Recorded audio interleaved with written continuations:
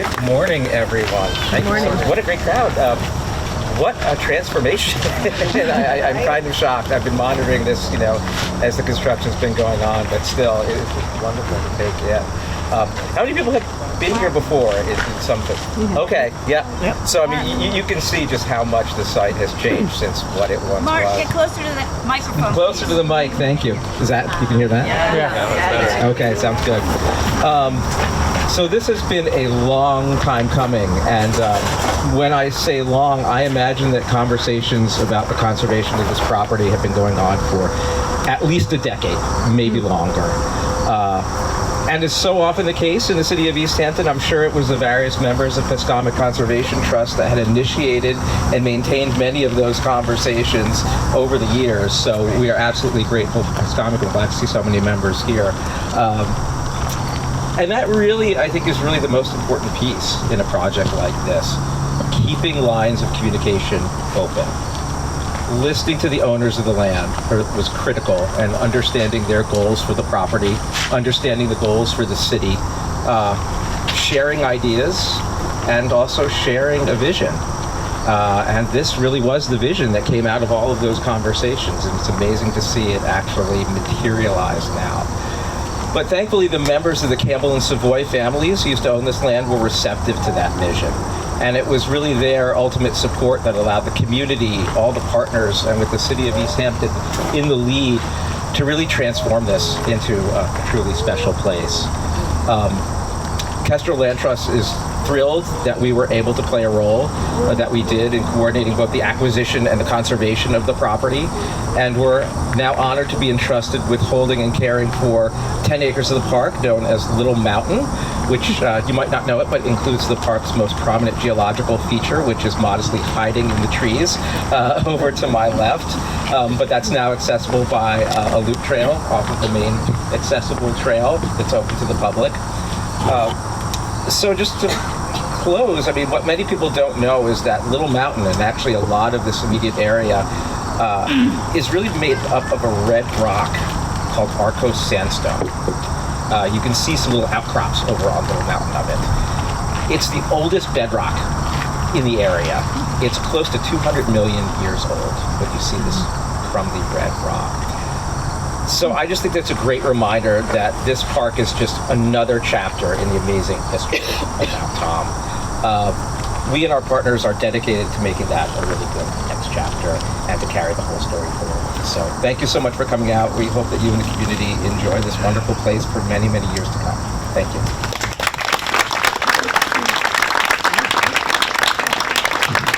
There he is. Yeah.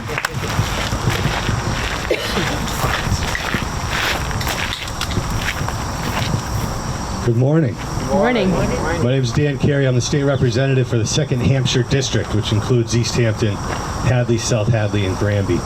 And it's my honor to represent you in the House of Representatives. It's my honor to join you here today. I love these events because a lot of time and effort and years have gone in to putting that ribbon on these two trees. And it's an amazing resource. When people think of Easthampton, they picture the pond and the mountain behind it. We've got these resources right here that we treasure and that are so important to not just us here in Easthampton, but to our whole region.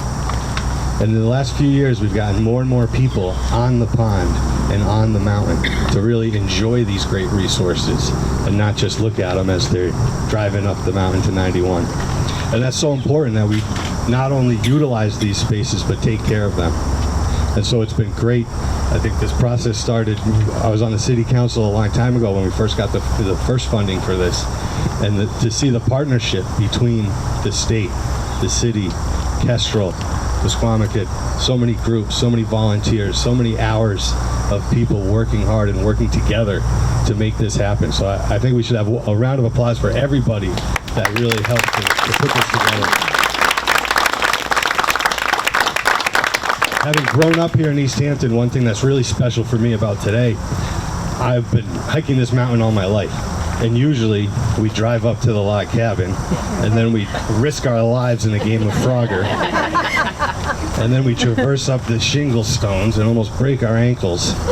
And so to have this parking lot down there, by the size of this crowd, we need a bigger parking lot, Jeff.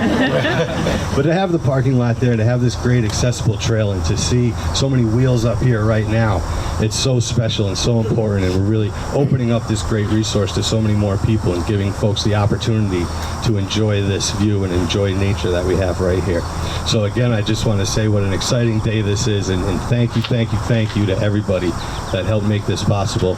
And you'll see me up here again and again and again, enjoying this great trail and this great view. Thank you.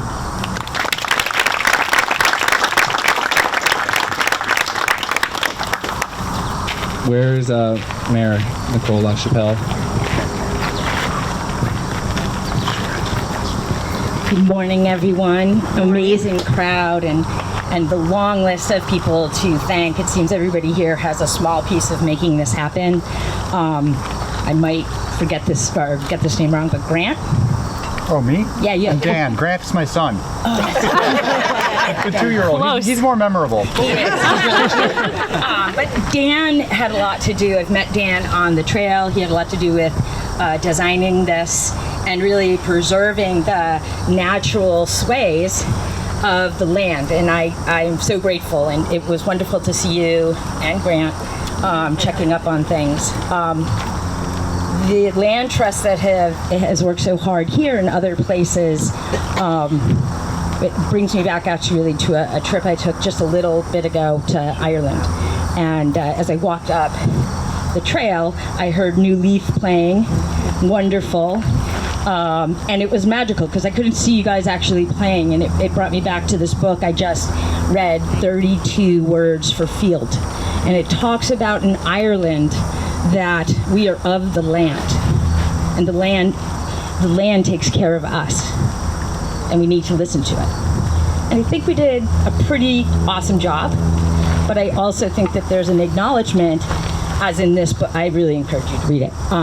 It's also very connected to the indigenous people of North America, and that we stand on land that they stewarded and they took care of. And I'd like just to take 30 seconds for everybody to thank them in just a quick half a second of silence.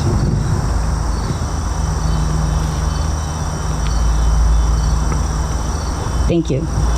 We have their names all over our city, all over our state, certainly as a point of pride. And I would ask, as we walk up here over and over again, I expect to see you all here. Can't promise a police detail. That as you read the history of long ago, 10,000 years ago, the tribe, that you take in a sacred breath. We wouldn't be here without them, and we owe them a lot, and more than we ever could make up, but it's a wonderful spot. Thank you, everybody, for making it possible.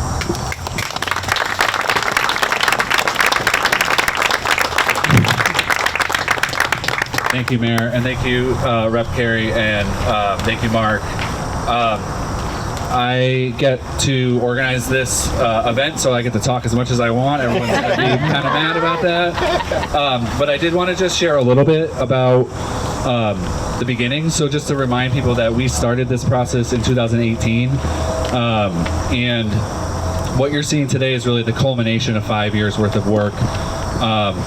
And I think it's really important for us to look at this site and just realize that this is kind of the beginning of having this here. It's not really the end of anything, it's really just the beginning. I do know that there is sort of a really strong commitment by people who go back probably 2 decades that have identified this site in particular and the slopes of Mount Tom as really, really important for Easthampton. So that goes back, you know, in our master plan, it's been repeated over and over again. And so while we've been working on this specific project for 5 years, the vision has been there for decades. I started this role here about 5 years ago, and I still remember Jamie came into my office as it was my first day, and she said, we have a 9-lot subdivision Hope you know how to do that stuff.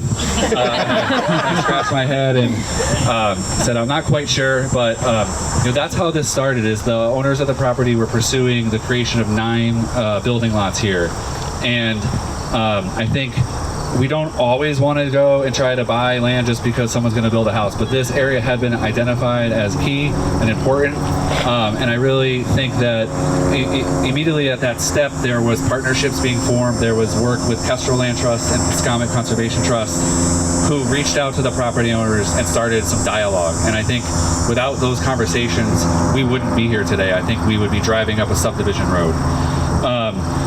So we have 23 acres here in total. The city owns about 12, and Kestrel owns 10.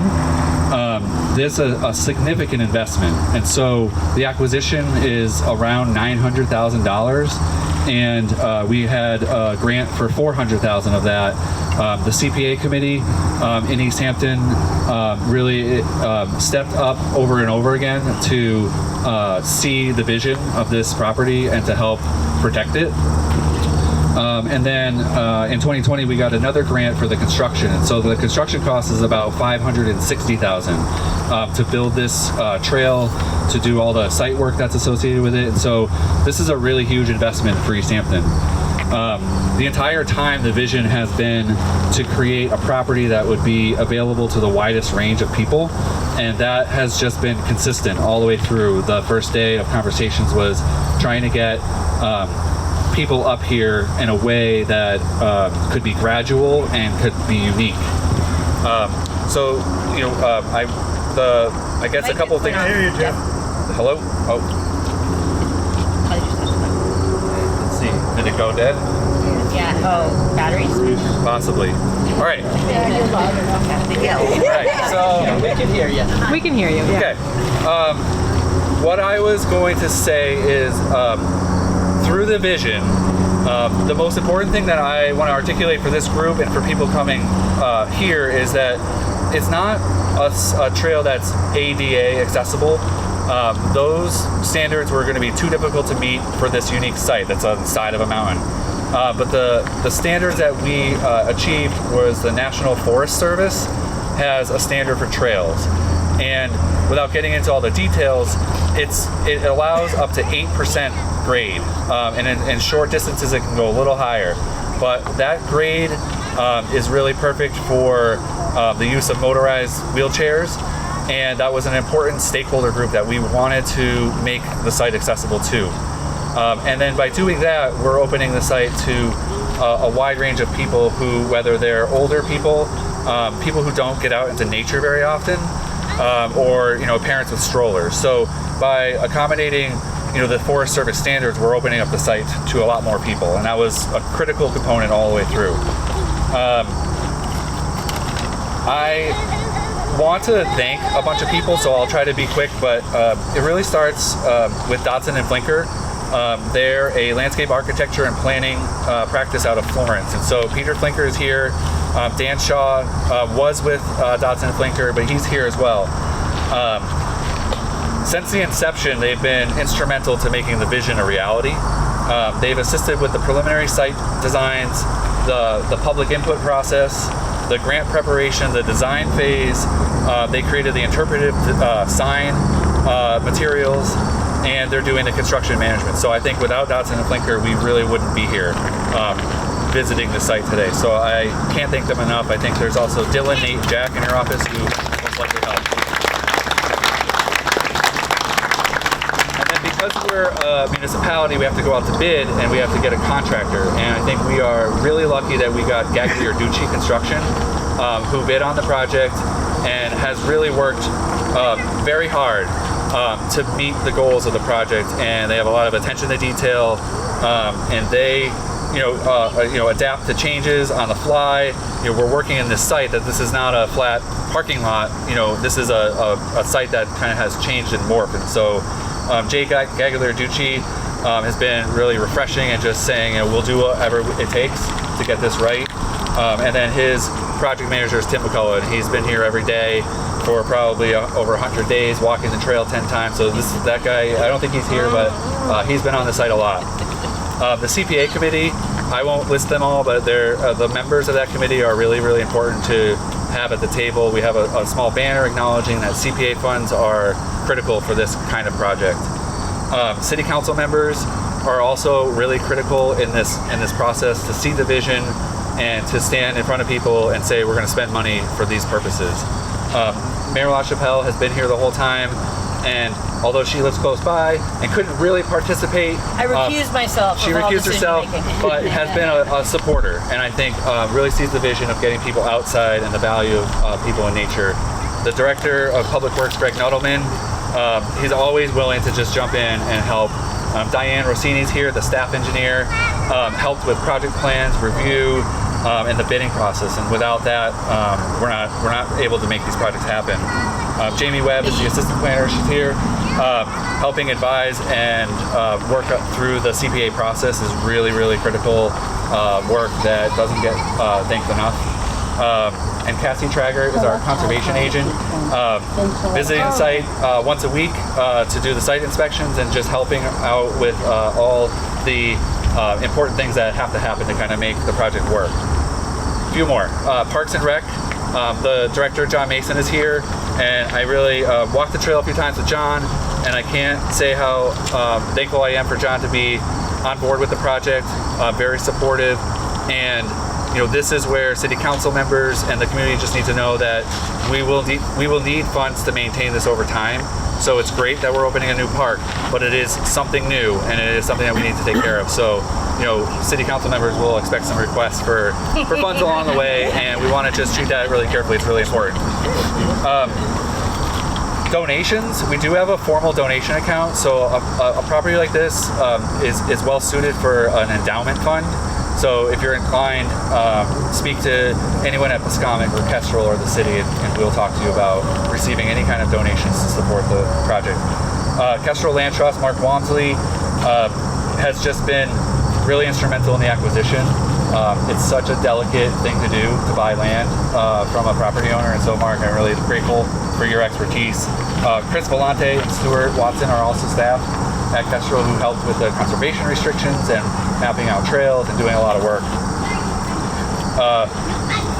I think what I want to do is acknowledge Riverside Industries. Can I try to do that? We don't have a microphone, but Lynn Ireland is the executive director, and you have one of your clients, Jenny, who we got to bring up to the site the other day. I'm very happy. And do you want to, is this okay to see if Jenny wants to say a couple words? It's kind of impromptu. This wasn't planned. Before you do this, so I just want to acknowledge some other people who are here. Barbara LeBombard, our city clerk, who has had her hands on trails and almost anything that has to do with land in the city forever and a day. Thank you, Barbara. Also, our fire chief, Chris Norris, John, you got Chair of Park and Rec, City Councilor J.P. Kwasinski. I see Eric Bowen.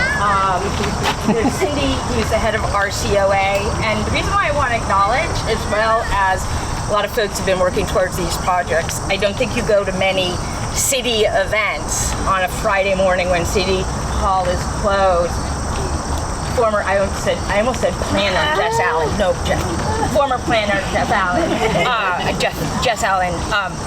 And so many people are here.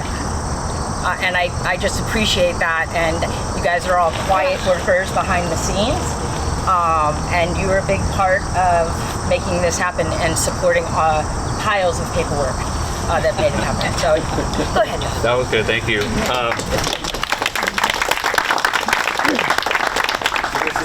But I wanted to have Jenny say a couple words.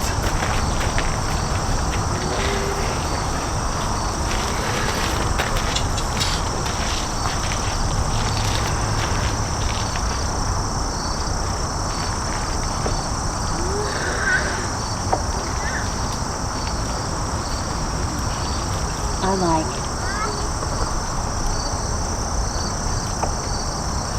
more. I like more. Yes. Jenny came out the other day and was super excited, and it's really great. This is part of what we wanted to do with the trail, is invite people to get out and see nature. So I'm really glad you're here right now. So thank you. Thank you. I think I had just had a couple more people. So the Commission on Disability was a really important part of this, and I think it's going to be an important part moving forward to help promote the trail. And I think kind of immediately upon finishing it, it starts a list of things that we want to do. So, for example, one of the things that we want to start talking about is the signs.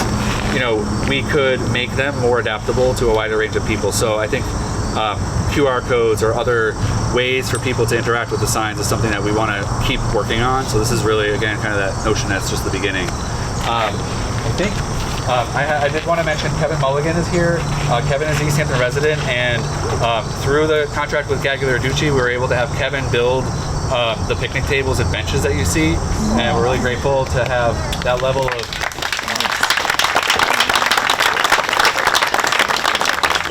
local crafters are part of this. We did get a sign company from Vermont, Timber Homes Structures, and they were great to work with. So they made the sign at the bottom. They also made the new sign on Reservation Road, and so we stole that from South Hadley. They were working with them, and we really liked their work. So I think the last couple of things are just that there are some neighbors. I know Matt Dodge is here, and his wife Alexandra live close by. Ben and his wife Danielle were here. I think they might be here. They're close to the trail, and then Rich and Geneva Peterson. We've tried really hard to be as communicative as possible with the immediate neighbors, and I think so far it seems to be going well. You know, they're going to have a new trail in their backyard. The parking lot is there, and so we want to be really mindful of that going forward. But it is overall better than a subdivision of houses and a road. So we are hoping that we continue that dialogue with the neighbors. So I think that's How about our neighbors on the mountain, Jeff? yeah, the neighbors on the mountain. Yes, the Department of Conservation and Recreation, the DCR folks have been great to work with. We are communicating with them. You know, they want clarity on that this is the city property and that's theirs, but joining them together with this trail, so you can go from here up to the DCR trails with a formal parking area. And so that was a really important thing. And then, thank you, Mark. So then the other is the New England Scenic Trail.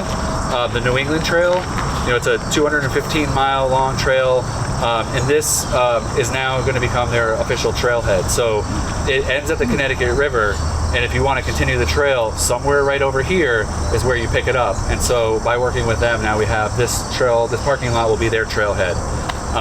So that's incorporating all these different user groups. So we're super excited.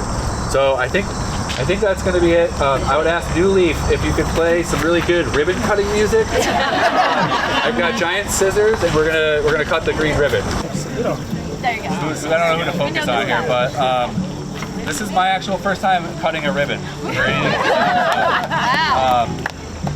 What do I do? Just say 1, 2, 3? Okay. Think back to kindergarten, Jeff. Okay. All right, ready, everybody? Here we go.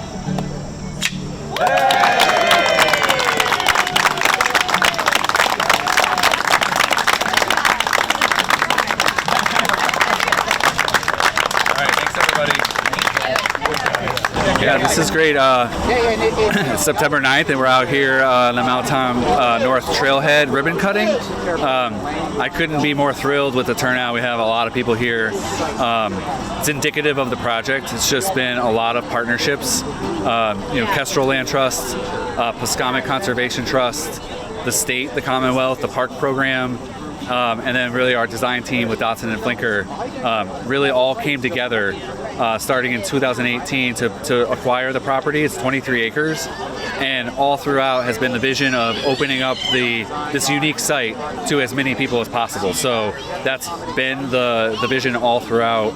And we acquired the property in 2018, and then the construction started in 2020, and here we are today cutting the ribbon. The trail is a stone dust trail. It's about 5 feet wide, and it's designed to the Forest Service standards of accessibility. So that's about a 5 to 8% slope grade. And what we're finding is that that's a perfect slope for someone who's in a powered wheelchair. And that's really an important stakeholder group that we're trying to get out into nature. And it's people who can't, always get to these unique places. And so By doing that, we're opening up the site to anyone else. So if you're older and you don't hike very often, or if you just never get outside, it's designed with resting areas, and at the resting areas a bench and some interpretive signs to make it sort of an experience.